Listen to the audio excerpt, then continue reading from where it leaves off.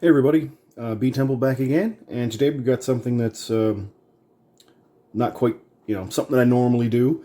Usually do mostly military stuff. Every now and then I'll throw in a commercial item, and I came across these a little while ago, and I thought I'd give the ones that I could find a try just to see how good they actually are. So these are from a Canadian company called Backcountry Walk. Obviously, you're going to find a lot of rice-based sort of items, and we go on a scale from mild to medium to hot for all these. So we've got original fried rice, we've got Thai green curry rice, and we've also got bibimbap, or bibimbap. I'm sure I'm butchering the pronunciation of that, but it's otherwise known as Korean fried rice. So it's maybe similar to some of the South Korean style pouches that you find a lot online, eBay, Amazon, stuff like that. I've had that particular item in the South Korean style, in sort of that sort of brown, khaki sort of colored pouch, and they are absolutely delicious. So I'm interested to see how these usually turn out. The ingredients on them, they look fairly natural. Like, take the original fried rice. You've got white rice, carrots, potatoes, TVP or textured vegetable protein, spinach, garlic, shallots, parsley, onion, salt, thyme, black pepper, celery seed. So yeah, I find it odd that there's no oil in it. If you look at this one, you've got white rice, carrots, potatoes, TVP again, red pepper, spinach, garlic, onion, shallot, corn syrup, red pepper powder, cooking rice wine, soybeans, glutinous rice, salt, rice flour, and koji. So once again, no oil. And then for the Thai green curry, you've got white rice, carrots, potatoes, organic coconut milk, spinach, garlic, shallots, green chilies, lemongrass, salt, galangal, kaffir lime peel, cumin powder, coriander, seeds, and turmeric. So there's no TVP in this one. So you can tell this is the one that only has 11 grams of protein. The other ones have a fair bit more. The calorie count on these run anywhere from 540 to 560 calories. Fat is only 2.5 grams and 1.5 grams in these. And there is 8 grams in the Thai green curry. It probably comes from the coconut milk powder, I would think. Sodium levels are somewhat high. We got 520 here, 640 here, and 750. You're getting a lot of fiber, 15, 14, and 10 grams. Sugar, 24, 14, and 19. So yeah, for the most part, these look like they're pretty good. This one here has 340% of your daily value of vitamin C. So I guess if you were camping or hiking or whatever, you're not getting scurvy if you're going to be eating this one. So we're going to try out all 3 of these to see how they work. These are here because I just took the price tags off the back. It seems like it's just a waxed paper. So I'm not 100% sure how good the waterproofing on these are going to be. If you accidentally drop them in water, or if you had them in your pack and, it's out in the rain or something like that. I don't know the pure quality of what this is. And for something that's so rice-based, you wouldn't want this to be something that's, eventually water permeable. You don't want dried rice getting slightly damp and then redrawing, and slightly damp and redrawing. That can bring about, ergot growing, a fungus growing on rice. And my parents once got ergot poisoning from a Chinese restaurant, and that was not a great experience for them whatsoever. So this is something that I maybe have to buy some more and do a little test to see sort of how waterproof these pouches are, because, you don't want to get something like ergot poisoning from rice that's gotten damp and then dried out and then had this fungus grow on it. So, we're going to open up all 3 of these. They do take a little bit of time. It says add 2 cups of hot water and then wait 20 minutes. So it's not a quick sort of thing. It's not like, the Blabond or a Refo freeze-dried meals you would find in like a military ration. So 20 minutes seems to be a fair amount of time. Obviously, you could do this, and then if you're continuing on with your hike, or if you're hunting or fishing or doing whatever, they can just stay in your pack and heat up that way. But I'm not doing that right now. I'm here at home. So let's get some hot water for all 3 of these and see what they're all like. So they all look pretty similar once you get them open. I haven't put the water in them yet. So this is the original fried rice. This is the bibimbap. And this is the green Thai curry. So this one here, you can easily tell that it doesn't have that TVP, that textured vegetable protein. But these two look pretty similar. So I guess what's really going to be the test is how they turn out once you've added water to them and then let them sit for 20 minutes. So I'm going to add the boiling water to these now and then sit around and wait for what's going to feel like a inordinate amount of time.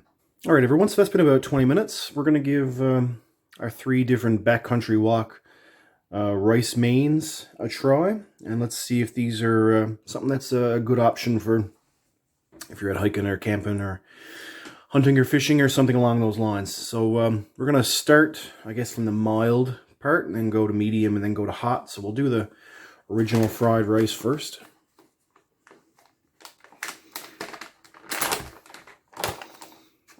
So it seems to have rehydrated pretty well.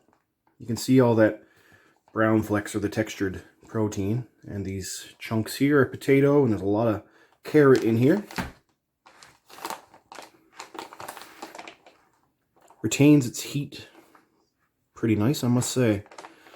So let's give this a bit of a try. You can see a lot of the herbs and stuff in there as well. It smells really, really good, but the true test obviously is going to be how does this actually taste. It's okay. I mean, you're getting a lot of flavor, but it's just a lot of what do I call bland type flavors. So you're just getting the flavor of carrot, just getting the flavor of potato, and just this sort of bland white rice. Like I said before, in the ingredients, you're not seeing any oil in the ingredients, and this is what that's really missing. Is something just a little bit of fat. And even though there's a fair amount of salt in these, it does feel like it needs I wouldn't say a lot more seasoning, but it needs something to really make it sing, because it doesn't have a lot of what I would call the right flavors. Now, is it going to sustain you? Oh yes, it certainly will. But this one, I probably wouldn't buy this one again if given the choice. So hopefully these other two are going to have a fair bit more flavor. So we'll do our Thai green curry next.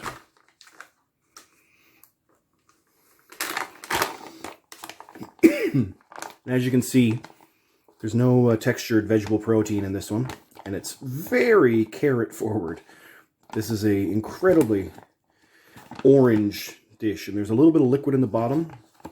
You can really smell the smell of the coconut milk coming through here. So I've got a bit higher hopes for this one compared to the first one.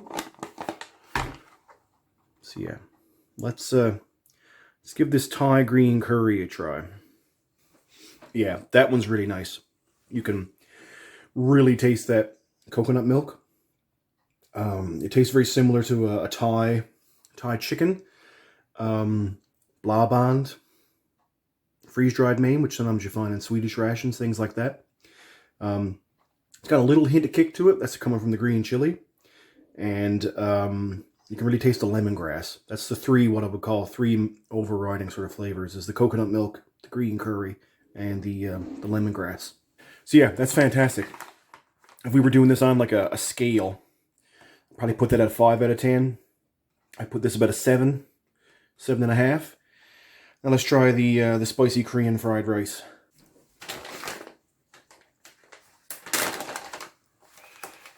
This one looks a little redder, obviously. And that's coming from the, well, it's got red pepper flakes in there. Red pepper powder. So, and you can really smell the heat, that sort of pepper sort of smell coming off of this. This one's got the textured vegetable protein. Once again, like all of them, there's a lot of carrot in there. But let's try out this one and see how spicy it actually is. It's okay. I think the major problem with these two is obviously in their fat content, as we showed you on the ingredients list. You're only talking like 1.5 and 2.5 grams of fat, whereas this one has 8, and you really get that from the coconut milk. These two really are missing some sort of oil that brings it together. It's a bit spicier. I wouldn't say it's any spicier than this one is. And this one has a lot more flavor and a lot more depth of flavor. And just seems more complete. This just seems like it's really weird. It's sort of like a dry heat. You know, it's not a great flavorful heat. So yeah, kind of need to change my scales a little bit, I think. Where I would have said this was a 5 and this was a 7, 7.5. I'd probably put that in an 8 now after trying this. So I'd say this is an 8. This is a 5, and I'd probably put this at like a 6 out of 10. So if I were to go back and purchase either one of these again, I'd probably only buy this one here, the Thai green curry. Now, I mean, you could buy these, and, you know, if you had mee goreng noodles or something or whatever, you could save some oil, or even you could bring a little sesame oil or something with you in a little pouch or something. I don't know, but these two really need something like that. There's not enough fat in here to make it seem substantial. You're just getting hit over the head with that sort of, you know, bland rice, heavy carrot kind of flavor, and a little bit of herbs and things like that, and just a little hint of spice in this one. There's no spice in this one whatsoever. It is very much, as it implies, very mild. So these are 3 of, I don't know if these are just the only options. These are just the ones that I could find, but this is from a company from Ottawa in Ontario called Backcountry Walk. And, you know, I probably wouldn't run out and buy either one of these two flavors again, but I would certainly pick up this Thai green curry again. It needs a little bit of meat, I think. It's missing even the texture of vegetable protein, but if you could find some way to get something similar to this, but with meat in it, you know, some freeze-dried chicken or something like that, I think that would be absolutely delicious. So, that's about it, guys. Like I said, I don't usually do a whole lot of commercial type items, but I saw these and they looked like they're either a new company or they just haven't been around this area before. So I thought I'd give them a try just to see how they worked out.